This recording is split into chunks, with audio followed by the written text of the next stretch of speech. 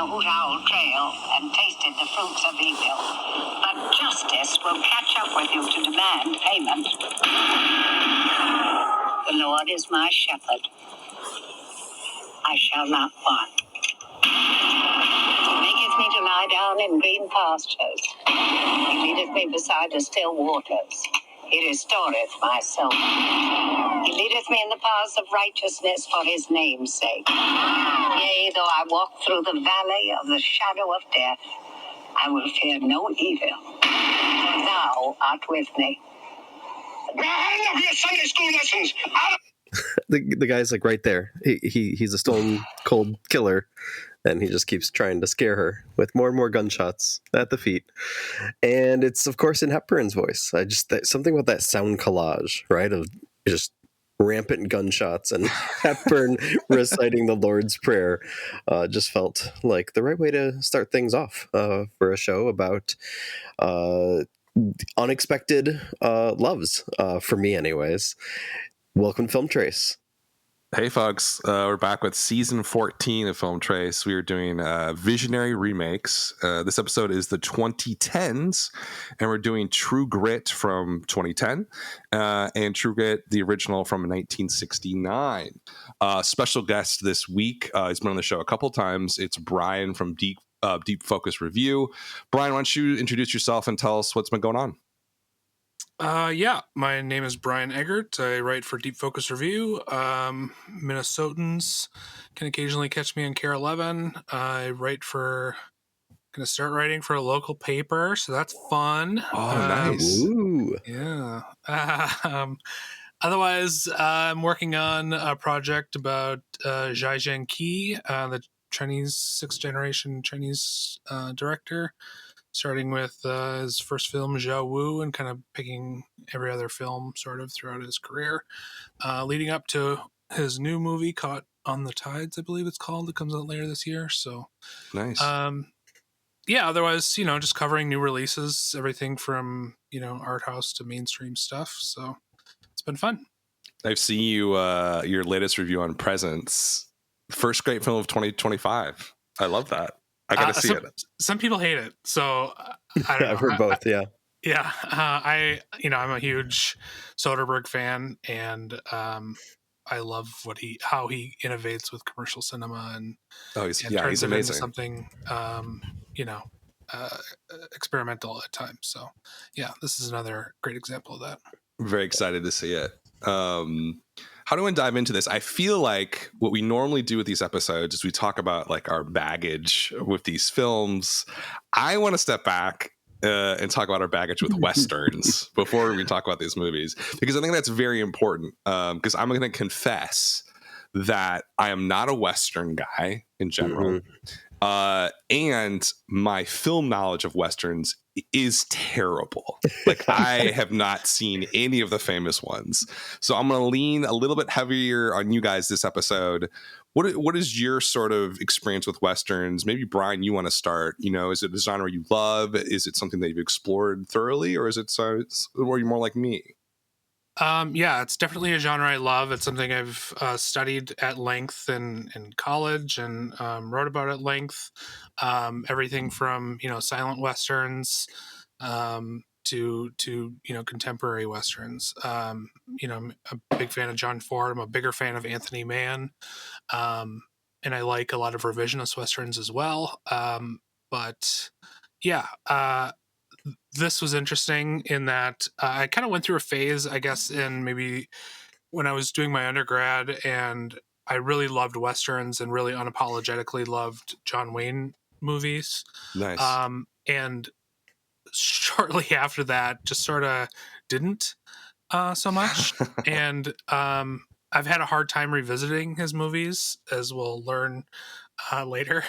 Nice. Okay. And so I've gravitated more toward people with less, to use your word, baggage than John Wayne. I prefer those Jimmy Stewart to Anthony Mann Westerns. That, to me, is the gold standard of what a Western canon should be. Especially like it's not so classicized like John Ford's work, and it's not so cynically revisionist, like Sam Peckinpah. But I do like Sam Peckinpah a lot. So I like a little bit of everything, I guess, in the Western genre. So that's where I'm coming from. Great, perfect guest for the show. Love it, Chris. What do you got? Absolutely. Yeah, I mean, I'm in a similar boat to Brian in that it has become one of my favorites, but also not unlike you, Dan, where it took a while. And for me, it was also in my undergrad film class where I think the first thing I wrote about film on in like an academic way was Unforgiven, and that movie in particular, which I had seen, on TV, didn't really think much about, especially because the genre seemed kind of antiquated to me at the time. But then, as soon as you start breaking it down on this deconstructionist historical lens way, it becomes something really special. And I think it also can just be like purely enjoyed for its entertainment value. I share that with my mom. She's always got old westerns on the TV and always had growing up. But when you're able to find something with some meat on its bones, whether it's a John Ford crowd pleaser classic like Stagecoach, or it's something a little more rough around the edges like a Peckinpah, I think there's so much denseness, and I'm really glad to talk about this pairing in particular, because the original True Grit was kind of the classic example for me growing up, where I had never really given it a lot of thought, and I had never really had sat down to watch it, though I'm sure my mom had it on. Like a lot of in my rewatch for this episode, images came flooding back, being like, oh my gosh, yeah, that's what this is from. And like I'd even think that, like, I'm pretty sure, because my mom was a huge Katharine Hepburn fan, I think the not so great sequel Rooster Cogburn was definitely on my TV growing up too, and I was just realizing it. Combine that with the fact that like the Coen brothers were essentially, I don't know, maybe like the premier directors to like kind of transition me from like that angsty teen into Tarantino, to like being more thoughtful about like violence on screen and what it says about like the mores and humanity around that same time period of like undergrad. I remember when both "Oh Country," "Oh Brother Where Art Thou," and "A Serious Man" came out, and both of those were like pivotal for me in kind of understanding what not just movies could be, but specifically like what comedy could be on a deeper level. And so to see that come together in their True Grit remake, which obviously I knew coming in, Dan, that you, at least past tense, weren't a fan of. Is that correct? Yeah, I mean, I saw this because this came out Christmas of 2010, and I remember it as one of my family usually goes to the movies that Christmas week between Christmas and New Year's, and this is definitely one that I went to with my parents, and I was like, oh, it's Coen Brothers, Jeff Bridges. It looked good. Oh man, it did not sit well with me when I saw it. It might have been the timing. And then on rewatch, I gotta say, has not aged all that well with me either. Wow. It stays right in sort of that zone. And, to be honest with you, because I don't have a huge history with Westerns, it might be touching things that I just don't have a history with. I think more than anything, this movie was a huge success, right? It was a really big splash in the holiday season of 2010 going into 2011. And I'm interested in your guys, because I'm assuming both saw it when it came out, obviously. How did the rewatch sit with you guys? Does it feel as substantial as it was back then? Remember, it got 10 Academy Award nominations. I don't think it won any, but it was a huge movie back then. It's the second biggest Western in terms of box office, I think, of all time. Now that's not inflation based, so whatever. The only thing beating it is Dancing with Wolves. So I am wondering, I'm definitely going to be kind of on the side of I don't kind of get it, but I want you guys to to explain to me to get it. I want to get it somehow. So I don't know, Brian, what has been your relationship with the True Grit 2010 version? You know, when you saw it, and how was the rewatch? Going into most remakes, I tend to watch the original first, and at that point, I had seen the original True Grit and decided to review it, which I was pretty, I don't know, forgiving for, I guess. At that time, Sure. I didn't like it prior to watching it again and reviewing it, and reviewing it, I didn't like it then, and I watched it again for this podcast and didn't enjoy it.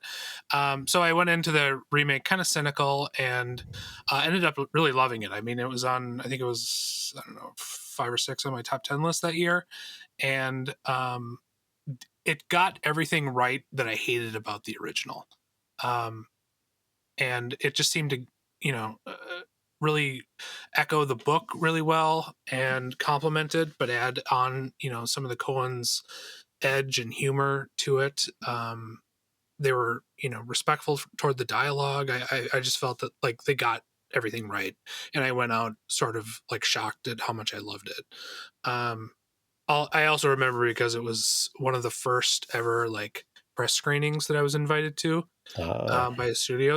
And it was a blizzard in Minnesota, and I had to drive like through this blizzard across the Twin Cities to get to this, screening. And it was such a big deal, and I was kind of annoyed about all that, and then I loved it.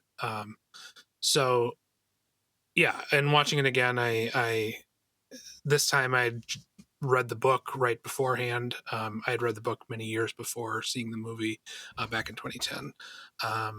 And yeah, I felt the same way, that it just complements the book really well and does everything that the 69 version isn't doing well. Yeah, I'm sorry, Dan, you're outnumbered. This is. I knew that would be the case. I knew it. Yeah. I mean, the thing about this movie, the 2010 True Grit, that still sticks with me, even watching it. I'm homesick. I'm like barely, cognitively functioning, but like even at my lowest point with no crowd around me, and I remember seeing it when it came out too, and just like feeling the rush, just like the pure like raucousness of all these performances and these beautiful pieces of dialogue lifted straight from the novel. But like even by myself, I'm just like, I'm sucked in. I'm just like, this is not just the Coen brothers doing their thing. In fact, it's perhaps unlike any of their other movies, and they have a lot of films in their filmography that kind of stand on their own away from a lot of their trappings that they become known for. But this one in particular feels so special to me because it is as much of a popcorn movie as it is like a thoughtful, meditative character piece and ensemble, and a careful, critical look back at everything from masculinity to the ways in which we can never be satisfied by revenge, which is one of the through lines for a lot of their films. And I think that the thing that stood up to me even more than just like that crowd pleasing and thoughtful sense that I got from this rewatch was like, I'm just reminded, it's just like this might also have been the movie where I'm like, oh yeah, Deakins, like Roger Deakins is going to be like the guy for this decade.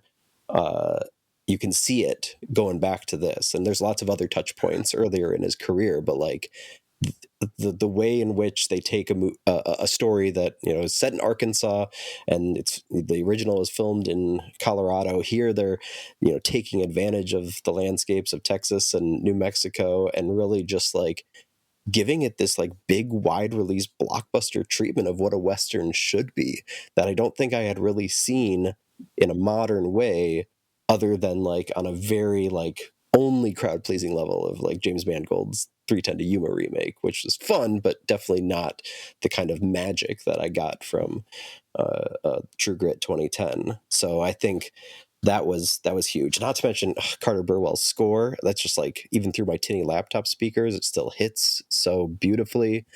I think there's so many pieces to this work that really like coalesce in a way that so few films do, Western or not, Coen Brothers film or not. And it's amazing because like how do you remake a movie that was like John Wayne's not only Oscar winning role but also like, I don't know, growing up like as a kid. I think that's like the role that I thought of when I thought of John Wayne. It wasn't, you know, a war movie, it wasn't an earlier Western, it was the eye patch. It was the kind of like saggy old like cranky guy. And the fact that, you know, Jeff Bridges takes that and owns it and creates this much better version of the same character will goes so hard. And so does obviously Haley Steinfeld,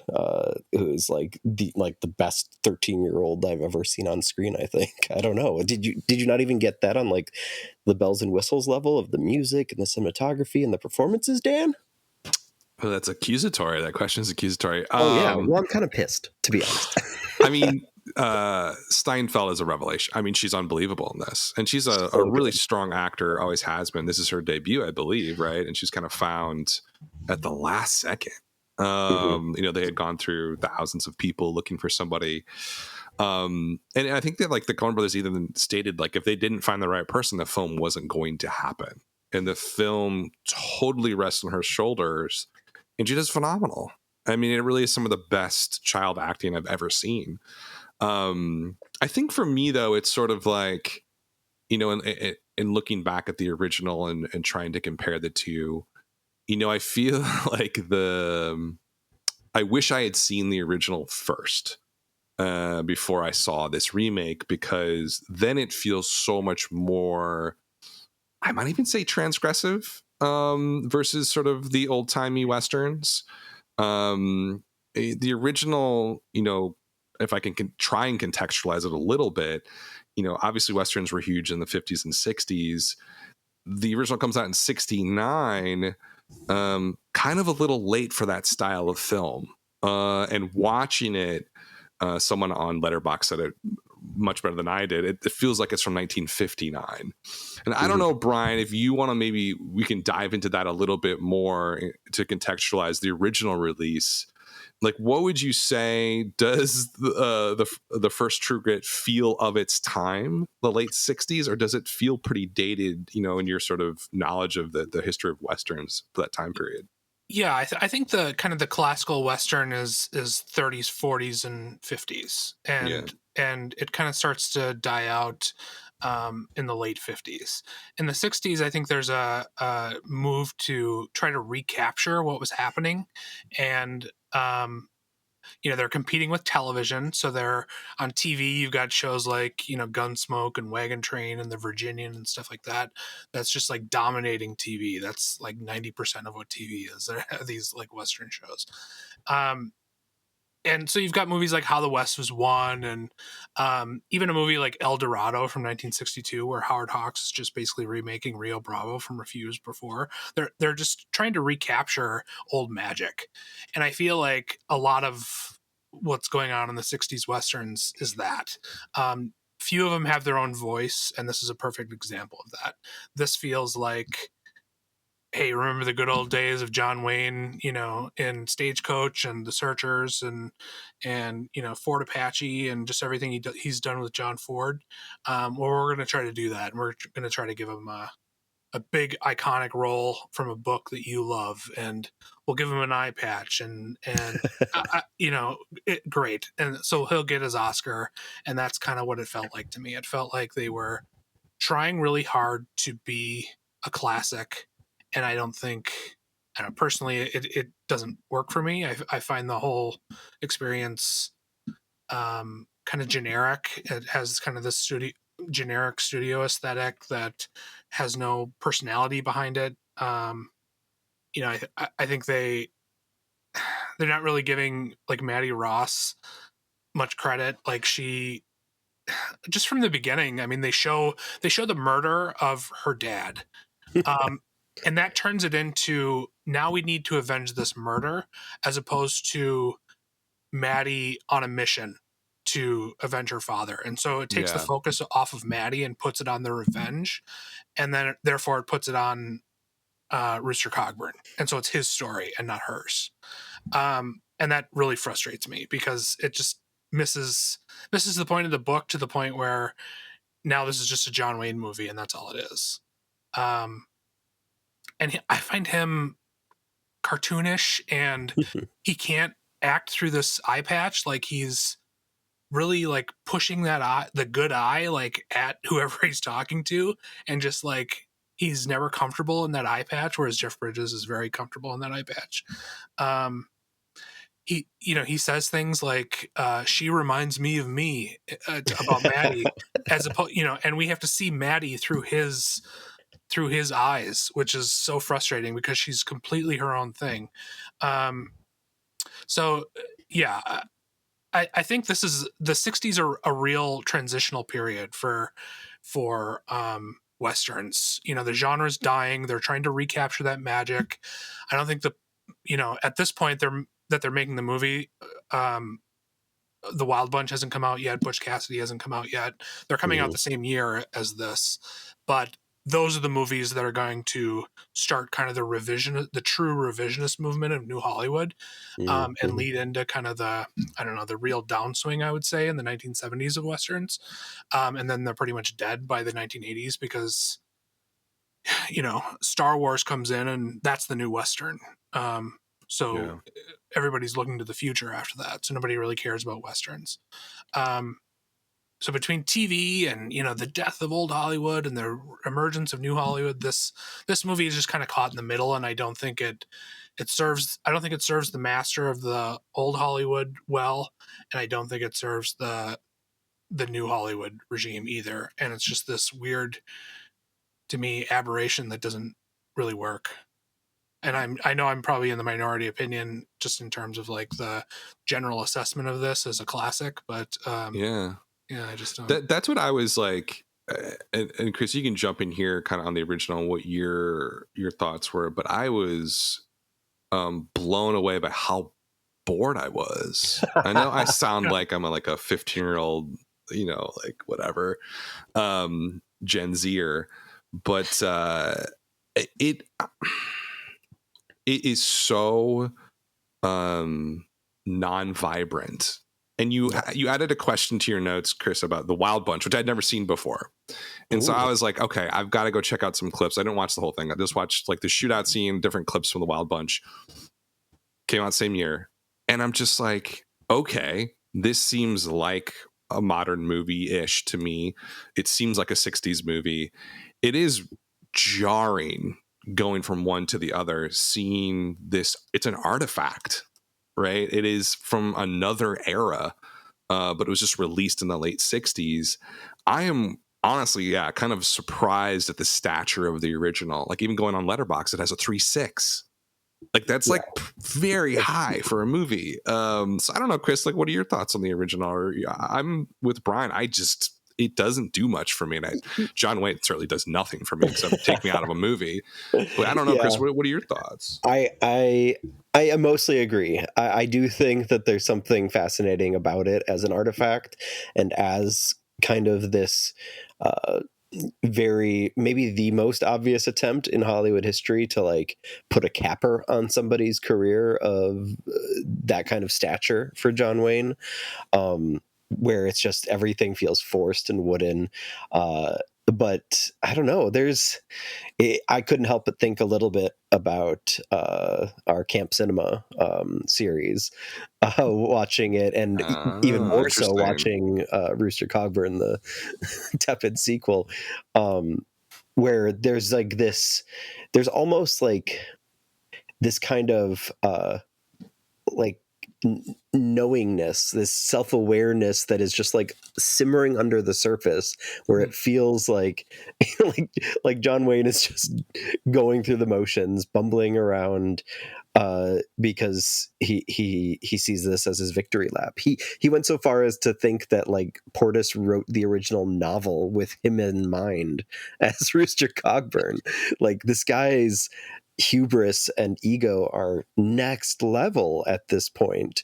and it is just that's what kept me watching, was just like how is he gonna like mess up this scene now? How is he gonna like This is forget? such a typical Chris opinion, where it's like, hey, this film's terrible, but here's why I like it.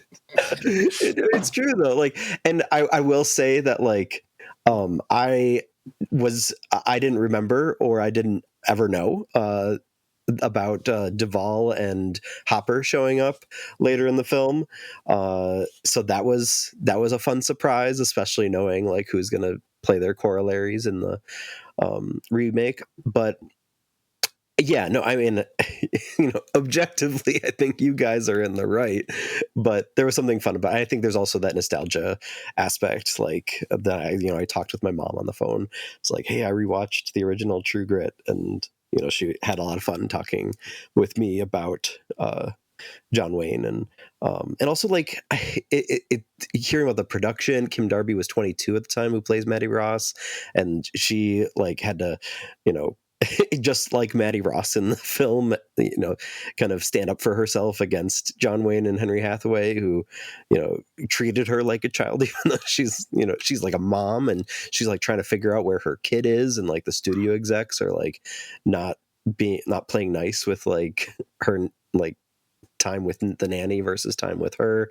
Like, it just sounds like such a cantankerous vibe, and it comes across on screen in that like old like Leave It to Beaver-ish way, that really makes you kind of like want to peek around the corners and see it as this like this strange document of a very, like you said, Brian, transitional time period in mainstream Hollywood filmmaking. But other than that, no, it very much its reputation preceded itself immensely, because I knew it.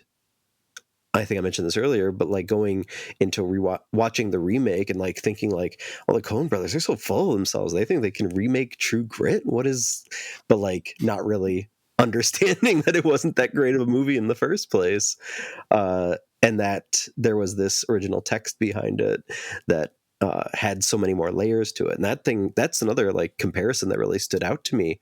The slow zoom in to like the dead body on the ground as the prologue in the 2010 version versus, like you said, Brian, this extensive table setting that is, it's boring in the 69 version.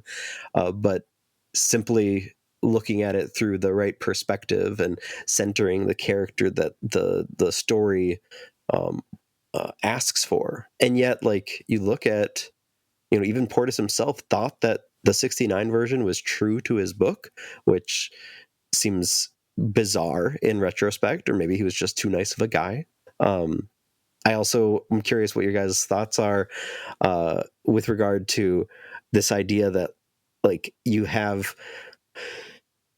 audiences in that time period reacting to a film that's kind of like, just it's trying to play for the big audience, and yet True Grit 2010 both has way more substance, way more style, and still also is able to play for the big audience.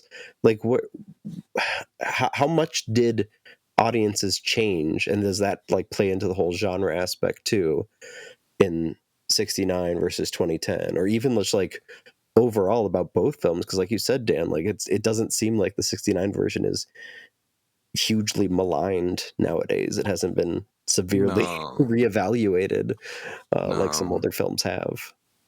Well, I mean, the one thing that like sticks out to me in that question of, why is the reception so different in terms of or the reception being similar but very different tones? Mm-hmm. I think one of the criticisms of the 2010 version that has popped up here and there is that it feels a little bit like lower tier Coen brothers. Like they're trying to adapt something, and I don't know. Like, I think the question that leads me to, as you're talking through it, I was like, I really have to ask this. why did they choose to remake this, or why did they choose this project? Because if you're looking at it from their filmography, you have A Serious Man before this, which I think was fairly successful, definitely award successful. Burn After Reading was 2008, and No Country for Old Men, which obviously I think one of their most successful and critically acclaimed films from 2007. What do you think was the draw here? Why do you think at this time in their career they dove into this one? I don't know, Brian, if you have like thoughts on that at all. Like, what do you think is there for them to bite down on? I mean, if I had never read the book and I just watched this in a vacuum and had never seen the original, the dialogue that is lifted from this book sounds very Coen-esque. Gotcha. So Yeah. I think they're attracted to the dialogue for one, and dialogue typically does attract them. It's kind of what, it's why they wrote Miller's Crossing like an old film noir, or Hudsucker got into the Hudsucker Proxy and sort of wrote it like a Hawksian comedy.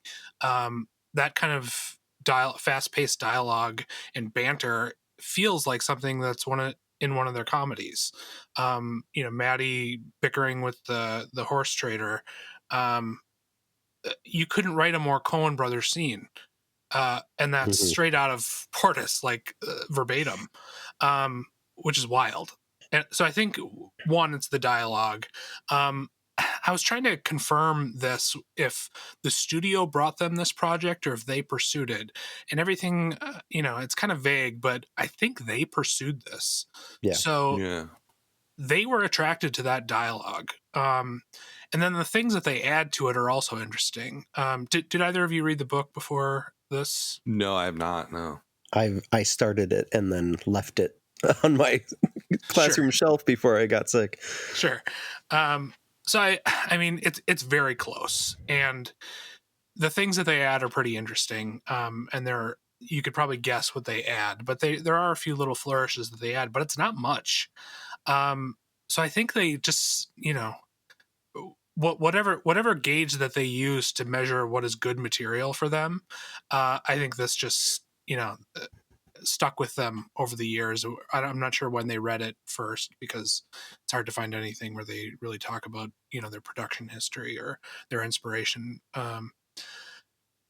But I can imagine that they just read this and saw themselves in it and saw that this would be, very characteristic of them. And again, had I never seen the original, had I never read the book, it would seem like, oh, they're just being quirky Coens again, because all this dialogue is very stylized and very particular, and there's some very distinct humor here that they draw on that is very much in the book, and it just seems so characteristic of them.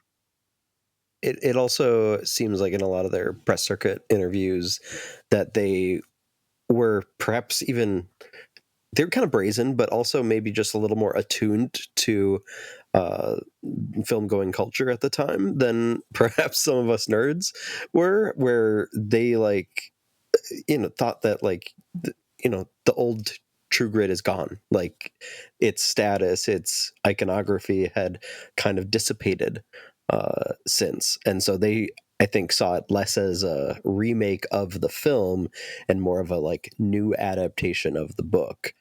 And I mean, to do that so confidently, I think it maybe took the fact that they finally got their Best Picture Oscar, deservedly so, for No Country for Old Men. Maybe took, that they wanted to do something a little more light and refreshing, like Burn After Reading, before they pivoted back to something a little more elaborate and extensive, like a time period Western. I do think also there was this. It's interesting because I feel like, despite the fact that they almost dismiss the original 69 adaptation, there also seems to be just enough evidence of reverence for, if not that specific film, then just old Westerns as a genre. I mean, Carter Burwell's score, I think, is good evidence of that, in how classical it sounds, and the overtures and the leitmotifs, and also the fact that so much of it feels like lived in. Like, this isn't glossy. This isn't like Russell Crowe and Christian Bale throwing on some dirty clothes. Like, this is like you said, Brian, like Jeff Bridges knows just like how to seem like a guy that's been living in his own filth for as an alcoholic for years. Yeah, I mean, he's introduced on the toilet. Yeah, exactly. In the book and in the original, he's in court first, or I guess in the original, he's pulling in, a bunch of prisoners that he's captured, and she sees him outside the courthouse. Right. But in the book, it's in the courthouse where she first sees him, I believe. And yeah, here it's the toilet, which is great. Yeah, and I think that's part of that's what so much of the Coen's appeal has been. And it's interesting to see that nowadays, as they do more solo stuff, like how much of a kind of throwaway B movie Drive Away Dolls is. Like, they're not just looking at contributing to cinema in these like grandiose, thoughtful masterpiece ways. They're very interested in genre, and they always have been. And it's just like this particular film, I think, comes across to some people as lesser Coen's simply because of its inseparable connection to the John Wayne movie, and also the fact that it's a Western. I think that's still a very much like ghettoized genre, even amongst film critics and a lot of scholars. So I think that perhaps it, in my view, it's undervalued. I think it's. I mean, I've always been drawn to revenge stories, but I really like what you said, Brian, earlier about this idea that this isn't.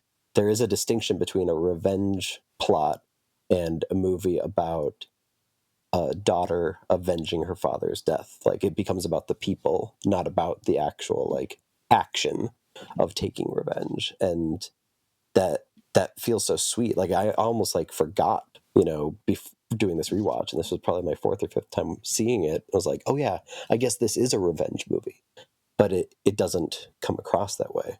Now, what I find that interesting. I've never thought of it as a revenge story. Yeah. But I mean, essentially it's like, and revenge versus vengeance, is it semantics? Is there a distinction? But I'm curious to kind of dig into the ending of both films. One of the key kind of takeaways, it seems, at least in the 2010 version, but not so much in the 69 version, especially because we're so focused on Rooster and not on Maddie. But obviously you get this epilogue in the 2010 version that kind of shows that, she had to pay this huge price. The amputated arm, her, dedication to this probably haunted her and kind of left her, that classic spinster stereotype. But it was also kind of self-chosen, and this kind of question of humanity and those that take vengeance.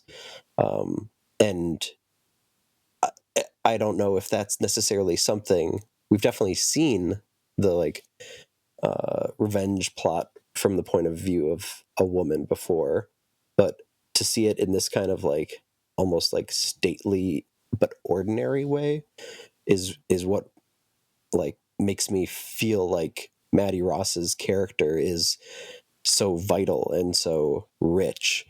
I think I would say even compared to a lot of other female characters in other Coen movies. So I want to disentangle this idea of it being a revenge story. Sure. I don't know that I agree. I think it's her kind of strict mind saying justice needs to be done, and is justice revenge? I think she's following the rule of law and wants to see justice done. If it were just revenge, she would just go out and hunt him down and shoot him, I think. And maybe she can't because she's not experienced in that, but she wants justice done, and she wants the local court to recognize that justice is being done, specifically in her, in her area, not in Texas. Don't you think it's important though that she still like takes the shot? Like she doesn't let Rooster apprehend him and bring him back for a hanging. Yeah, I suppose. But is that just justice? Yeah, I don't know. Maybe this is just splitting hairs, but But I mean, I think that's what makes it special too, is that it's kind of a meditation on that overlap between justice and revenge, which is like just, so much of what about like Western myth making and American Manifest Destiny is about, right? yeah, maybe she doesn't see it as revenge, and we can view it as revenge because we're used to seeing revenge stories like this. But I feel like in her head, like the old Maddie who's got one arm and travels out to see Rooster's Wild West show, doesn't look back like I got revenge for my dad. She thinks I justice was done and Cheney was brought to justice and I helped do that. And there, she's content with that. Yeah. What do you think, Dan? Did this have any play in like your distaste for the remake? No, I would say I had distaste for other reasons. But I will say there is a quote here that I'm stealing from you, Chris, in your notes, and I went to go find the original interview in the New York Times. Ethan says she's a pill, but there's something deeply admirable about her in the book that we were drawn to. We didn't think we should mess around with what we thought was a very compelling story and character. The whole Presbyterian Protestant ethic in a 14-year-old girl was interesting to us and sounded fun. So I think like in terms of what you guys are talking about, like to me, it's almost like the death of her father does kick in this sort of weird impulse and compulsion to solve a wrong. That wrong is the death of her father, so it is revenge, but it's also, I think what's driving her is that sense of like justice. These rules need to be followed. There needs to be a rebalance, which I think is a big Western sort of idea. Yeah. The lone gunfighter is out there, what we call justice, but it's really balance, right? Taking care of the bad guys, countering it with the quote unquote good. But it's Chris, it's vigilantism too, right? Like Maddie Ross, as full of conviction as she was, wouldn't have gone to seek justice if this was just some random murderer. It's the fact that he murdered her father. Yeah, but I think that like vigilantism in Westerns is also its own theme. This conception that like there is no help out there, right? Often there's just this guy or somebody who believes in right and wrong because the federal government isn't out there yet. There isn't like the FBI or the police to take care of things. So it's like that's the symbol of the lone gunfighter. He is that order and balance, and I think that she sort of replaces that in a traditional Western here, which makes it like, I don't know, I think that part of the 2010 version is the most powerful, way more powerful than the 69 version, where Maddie is definitely on the side, and the actor there, as she sort of describes herself, was not super strong in that role. But Steinfeld can carry this whole thing. She can carry that revisioning of a Western and vigilantism and who is the great balancer or bringer of order, and it's her. Sure. I think it's also important that in both versions, and so I guess I don't know for sure if in the book, I think I got that far, but I can't remember now. When she is looking for a U.S. Marshal to help her track down and take in Tom Cheney, she asks, who is it? The casket guy, the sheriff. Okay, it's the sheriff. Who's your best marshal? And he lists 3 options, and she picks Rooster solely based on the description. And in both versions. It's almost like verbatim description. Yeah. He's mean, right? He's he's not gonna take no for an answer. Like what were some of the other qualities? But like it seemed that's where like maybe the revenge seed got planted for me, because it's like she's not trying to find like a stable person. She's trying to find the meanest son of a bitch she can, because the fury's within her. Like she's now like the only living person in her family that has any wherewithal to like do anything about this. Or Yeah, is she just scared? Right, like, because that there's this element throughout, especially the 2010 version. You don't see in the 69 version because it's just the studio system. The nuances just can't be there in those films for some reason. But in the 2010 version, there is this distinct undercurrent that she is 14 years old. Sure. And it's very clear that she is so out of her depth in so many different ways.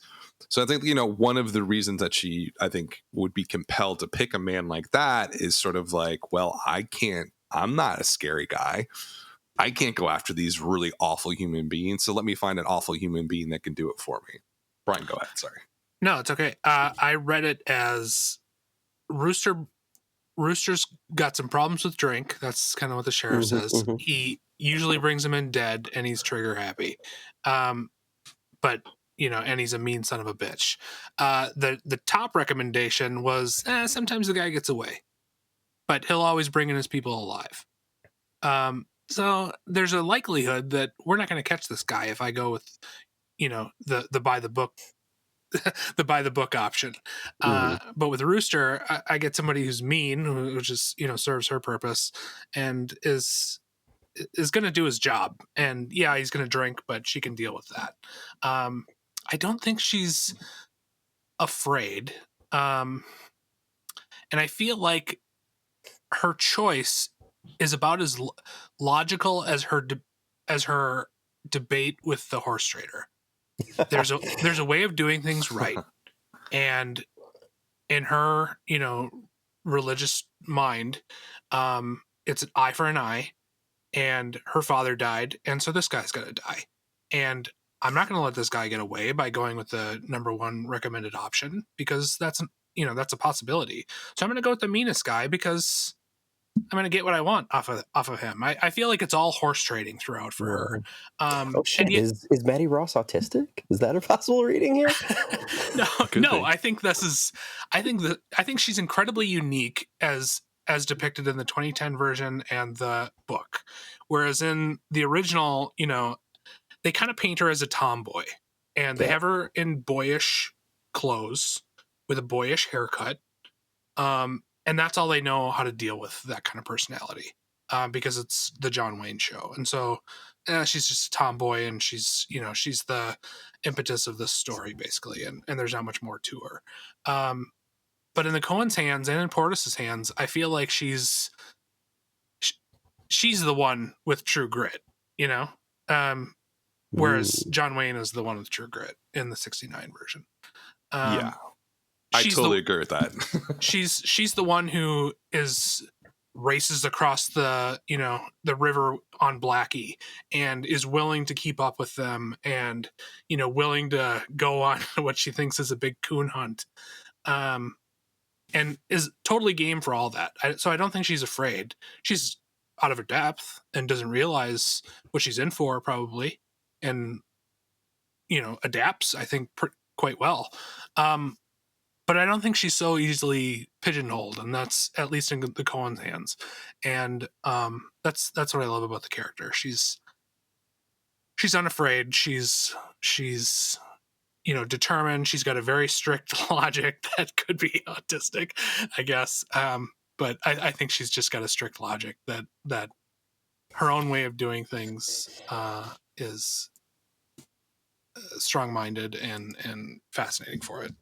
Yeah, and that's just like a character we never get in movies, which is what I think makes it stay with me first, especially in a very rich filmography for the Coens, or even like I don't know, just modern westerns in general. There's a lot more room for that, and so it's fascinating that they're able to do this with an older text that also has its own former like adaptation whose reputation precedes itself. It does very much feel like a magic trick that only the Coens could do. But for the record, my theory is that in the 69 version, the character that had the most true grit is General Sterling Price, the cat. Yeah. Well, that's one thing too that like I'll say about the 1969 versus the 2010 version. I think Glenn Campbell is actually better than Matt Damon. that's kind of wild, but That's I don't bold. I mean, like when the 2010 version, Steinfeld's obviously amazing, Jeff Bridges obviously amazing, and even like Josh Brolin like steals the movie for me. Like when he Really? shows up, he's so good in those moments. I'm like, oh my god, like I want to see more of him. That's one of the things, and Brian, because you've read the book, you'll probably know more than anybody here. The pacing of this movie is so bizarre. Really? Because it starts out, oh my god, yeah, it starts out as like this journey. We get some fellow travelers, and by the time they find the villain, you've got like, I think there's like half hour left in the original, and I can't know what the time mark is in the 2010 version.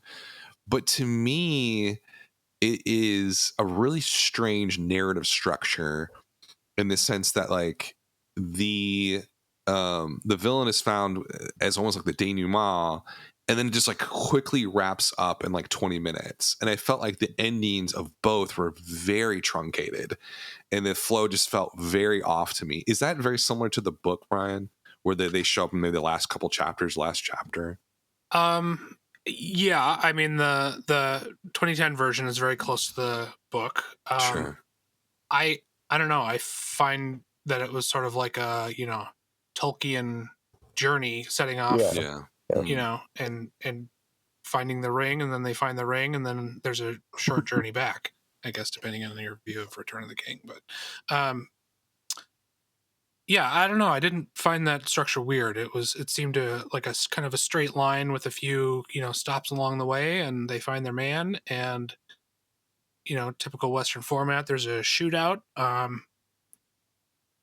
And I guess in the book, there's a little bit more on the end about, what Rooster did after a little more time spent on Rooster, I guess, and just what she's heard about him and what she heard about the beef. But it's pretty close. Yeah, I also felt like it was streamlined. Like that was one of those popcorn movie elements that I found satisfying, that I continue to find satisfying every time I watch it. And I think the Coens do mess with structure a lot, but because this is a Western with a book behind it, it felt very much like, the old chart from 7th grade, like the rising action climax, short little hanging off falling action thing, denouement. But I know you operate on vibes, Dan, so it's okay. And yet I hated it. I saw the TV glow, so what's wrong with me? Yeah, what is wrong with you? We are heading end of the hour mark, so Brian, Dan, are you ready for trivia? Let's do trivia. Yeah. Okay, so here's how it works. I got 5 films that you need to identify. I've provided a graphic of multiple 2010s remakes, and I'm going to read you a quote from a review for that remake, and you have to identify which one it is. The first person to get the correct answer first gets the point. Best out of 5 wins. Are we ready? How do we buzz in? You just go for it. Just interrupt Dan. Yeah. Just talk over me. You won't have to, because I'm going to be silent. I'll be like, what? Okay, here's a fun one to kick it off. A veteran commercial and music video director responsible for Nirvana's "Smells Like Teen Spirit" video back when the original Nightmare series. Oh God, I just gave it away. Damn it! Nightmare on Elm Street. I meant to take out the buzzwords, and I took out the first one, but not the second one. Okay. How bad is that remake? Oh, It's so bad. It's so empty and nothing. It's just a big nothing. It's big nothing, right? Platinum dudes just don't make movies. All right, I'm gonna add another one real quick to make sure. Gosh, okay, I've got to check my next one before I. One of these films is one of my favorite films of the 2020 or 2000s. 2010s? No, 2000s in general. Last 25 years. What? You're going to hate me for it, Chris. You're going to hate me so much. I can't wait to reveal it. Okay. I mean, I think I know. I mean, I would say one of them looking at. Yeah, I mean, one of them is at least one is pretty great. Yeah, I'd say one is pretty great. But I think... I know Chris hates this movie, so I can't wait to say. Agree on the one, and Dan has a completely skewed view on the other. Okay. All right, here's the next one.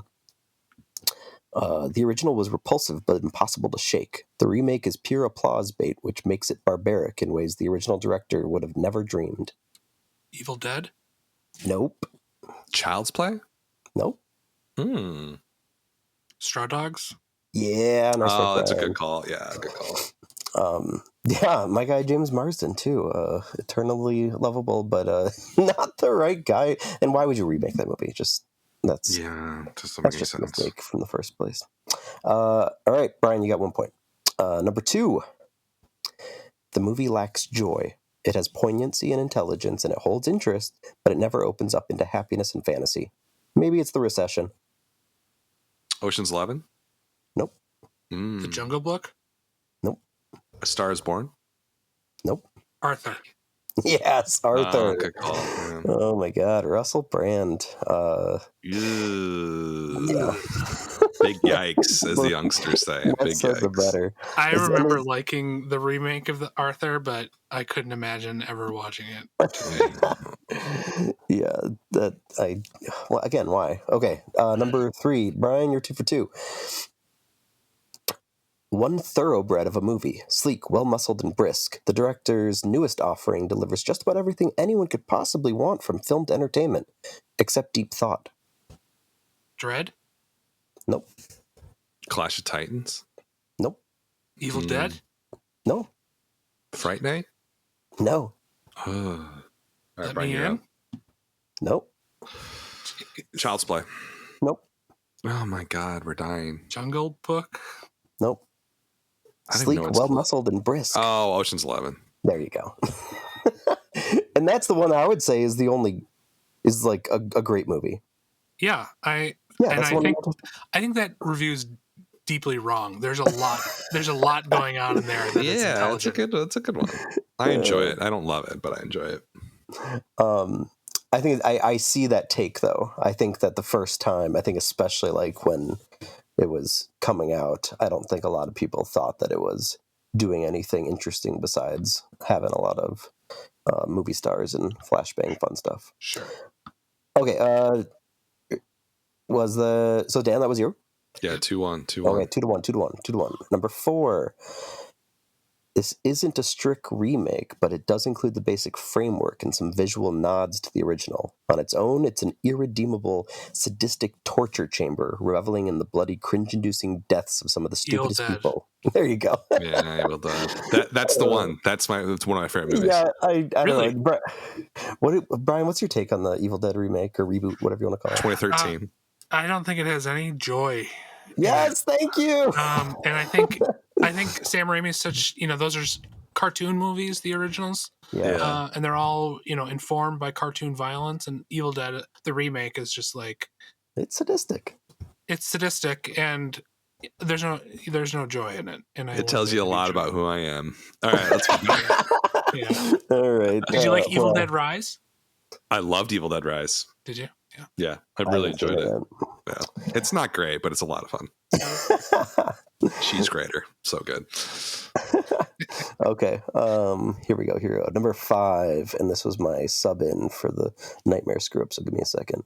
And are we? It's 3-1, right? So yeah. So I'm technically out, but that's all right. You're out, but we'll do the last one. This is for pride. For pride. Worst of all, its mix of horror and comedy never walks the tightrope of shrieking absurdism that the originals did. Child's Play. Yeah, there you go. All right, I'll take it. I never saw the Child's Play remake. No. Yeah, right. Don't. I thought it was fun. Sorry. Oh, really? Yeah, I couldn't get into it. I never saw the Fright Night remake either. Oh my God, it's so bad. Okay, yeah, I'd imagine. It's frustrating because it's such a good cast. Right. Yeah, Colin Farrell is. I love Colin Farrell. He seems perfectly cast for that. Anton Yelchin is so charming, and Imogen Poots is great. Oh, yeah. But yeah, I don't know. The original's phenomenal, obviously, but man, they did not get the tone right at all in the remake. That's too bad.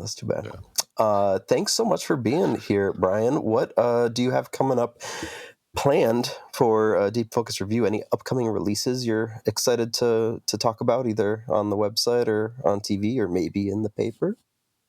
Yeah, my first paper write-up will be about a different man. After this probably won't be out this week, will it? Next week. No, next week. So I will have just talked about Presence, A Different Man, and All We Imagine Is Light on Care 11. Nice. Ooh, I gotta really want to see that. Yeah, that's great. And then on my Patreon, I'm doing the Jia Zhangqi series. Mhm. I'm doing an essay about all about my mother and Stalker. Ooh, yes. And very cool. What else am I doing?